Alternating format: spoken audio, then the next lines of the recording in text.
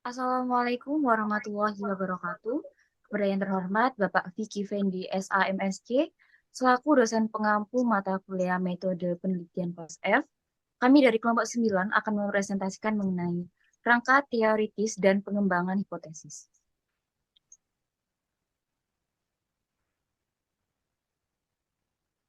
Sebelum masuk ke materi, izinkan kami memperkenalkan anggota kelompok kami terlebih dahulu.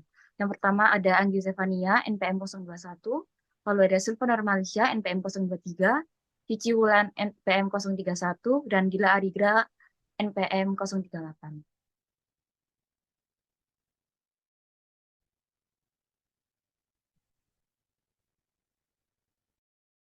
Materi pertama ada the need for a theoretical framework, yaitu mewakili keyakinan tentang bagaimana atau variabel terkait dalam sebuah model dan penjelasan mengapa percaya bahwa variabel-variabel ini saling terkait oleh sebuah teori. Baik model maupun teori mengalir secara logis dari penelitian sebelumnya di area masalah. Dalam proses membangun kerangka teoritis ini meliputi yang pertama ada memperkenalkan definisi konsep atau variabel dalam model Anda, lalu ada mengembangkan model konseptual yang menyediakan representasi deskriptif teori. Lalu yang terakhir ada menyusun teori yang memberikan penjelasan mengenai hubungan antar variabel dalam model.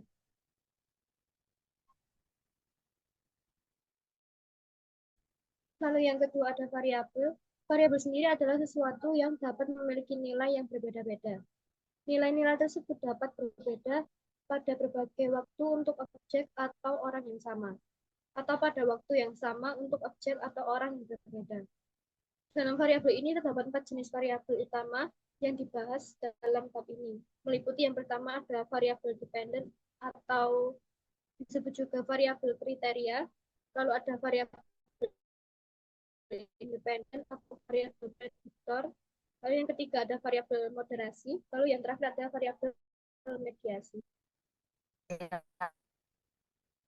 Yang pertama ada variabel dependent. Variabel dependent ini adalah variabel yang menjadi perhatian utama peneliti.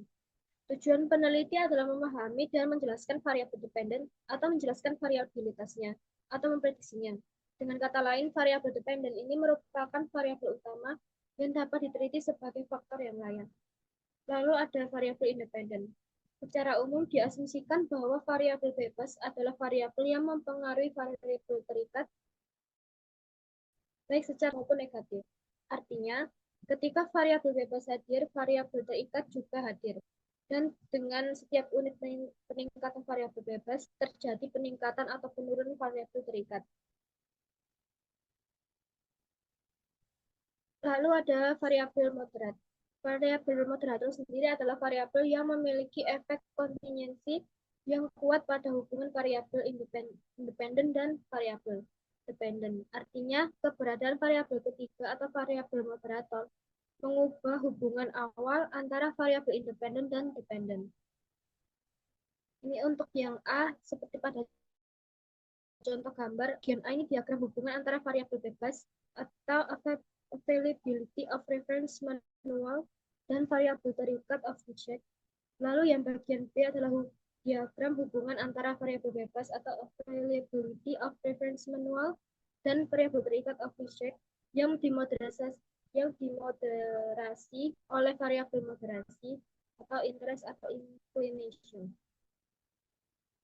Selanjutnya akan dijelaskan oleh rekan saya. Perbedaan antara variabel independen dan variabel moderasi. Pertama, sebuah studi penelitian menunjukkan bahwa semakin baik kualitas program pelatihan dalam suatu organisasi dan semakin besar kebutuhan pertumbuhan karyawan, yaitu jika kebutuhan untuk perkembangan dan tumbuhan dalam pekerjaan sangat luas, sangat kuat, semakin besar pula kemauan mereka untuk mempelajari cara-cara baru dalam melakukan suatu. Kalau yang kedua, penelitian lain menunjukkan bahwa kemauan karyawan untuk mempelajari baru dalam melakukan suatu tidak dipengaruhi oleh kualitas program pelatihan yang ditawarkan oleh organisasi kepada semua karyawan. Orang-orang tanpa perbedaan, hanya karena memiliki kebutuhan pertumbuhan yang tinggi, yang tampaknya memiliki keinginan untuk belajar melakukan hal-hal baru melalui pelatihan khusus. Next.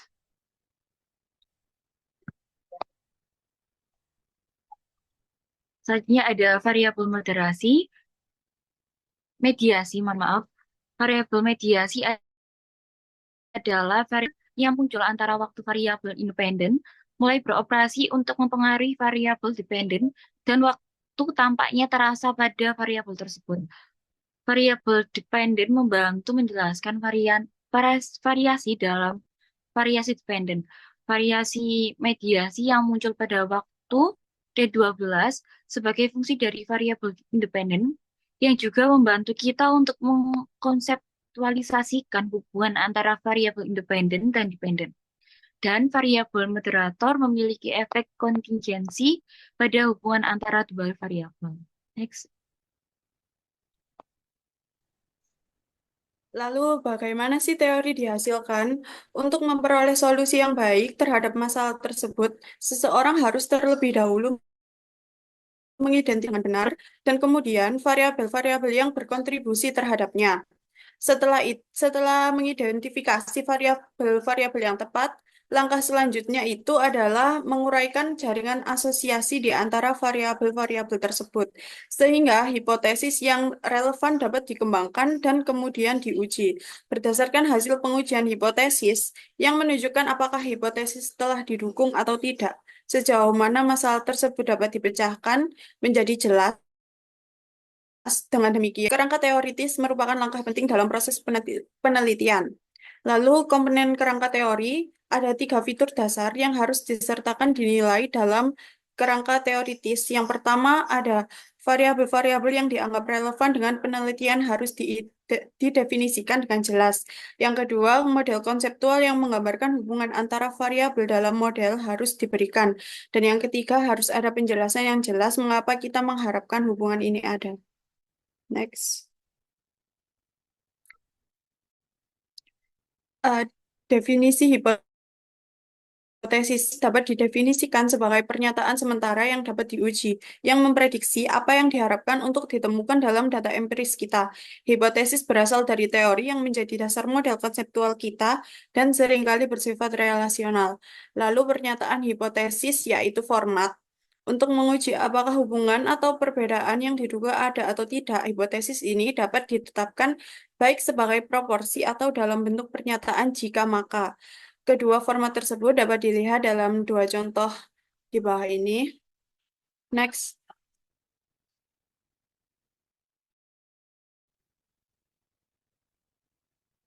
Lalu hipotesis direksional dan non-direksional.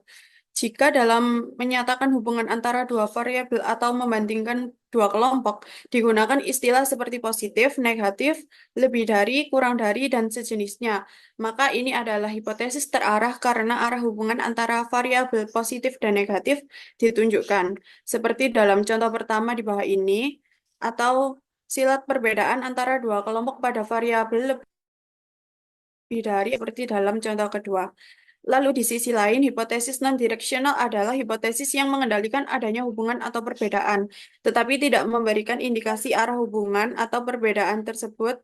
Dengan kata lain, meskipun dapat diduga bahwa ada hubungan yang signifikan antara dua variabel, kita mungkin tidak dapat mengatakan apakah variabel tersebut positif atau negatif. Demikian pula, bahkan jika kita dapat menduga bahwa akan ada perbedaan antara dua kelompok pada variabel tertentu, kita dapat mengatakan kelompok mana yang akan lebih banyak dan yang lebih sedikit pada variabel tersebut. Next.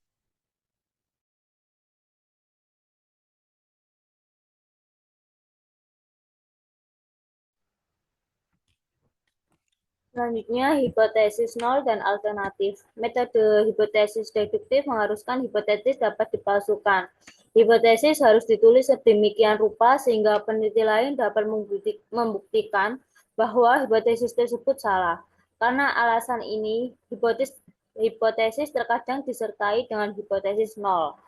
Hipotesis nol atau H2O HO adalah hipotesis yang dibuat untuk ditolak guna mendukung hipotesis alternatif yang diberi label HA ketika digunakan hipotesis nol dianggap benar hingga bukti statistik dalam bentuk uji hipotesis menunjukkan sebaliknya. Sedangkan hipotesis alternatif merupakan kebalikan dari hipotesis nol, adalah pernyataan yang mengungkapkan hubungan antara dua variabel atau menunjukkan perbedaan antara kelompok. Hipotesis nol berkenaan dengan perbedaan kelompok yang dinyatakan dalam contoh wanita lebih termotivasi daripada pria adalah H0 dibagi min M sama dengan min W atau H0 dibagi min M dikurangi min W sama dengan 0. Di mana H0 melambangkan hipotesis 0, min M merupakan tingkat motivasi rata-rata pria, dan min W merupakan tingkat motivasi rata-rata wanita. Next.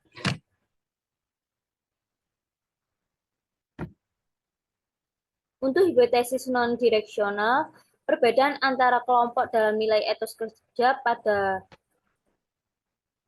di bawah ini ya, H0 dibagi min AM sama dengan min AS, H0 dibagi min AM dikurangi min AS sama dengan 0, di mana H0 melambangkan hipotesis 0, min AM merupakan nilai etos kerja rata-rata orang Amerika, dan min AS merupakan nilai etos kerja rata-rata orang Asia. Hipotesis 0 untuk hubungan antara dua variabel dalam contoh semakin besar stres yang dialami dalam pekerjaan, semakin rendah kepuasan kerja karyawan adalah H0. Tidak ada hubungan antara stres yang dialami dalam pekerjaan dan kepuasan kerja karyawan. Hal ini secara statistik dinyatakan sebagai H0 dibagi rho sama dengan 0, di mana rho mewakili korelasi antara stres dan kepuasan kerja, yang dalam kasus ini sama dengan 0, yaitu tidak ada korelasi. Next.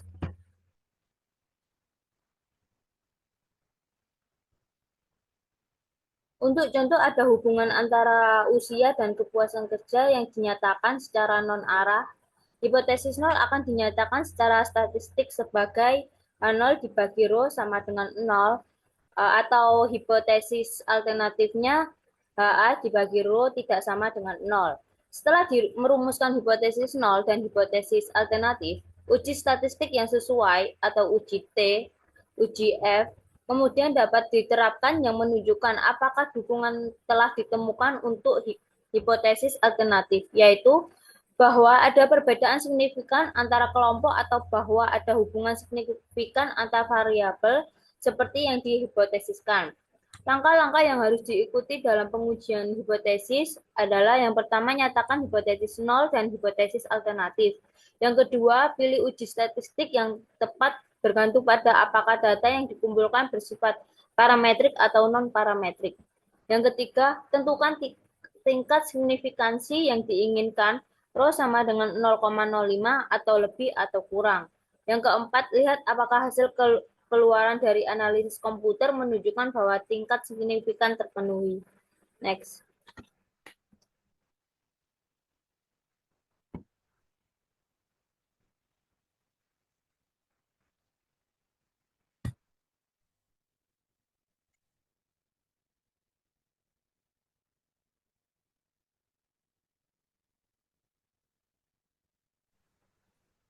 Demikian presentasi dari kelompok kita. Bila ada salah mohon maaf. Wassalamualaikum warahmatullahi wabarakatuh.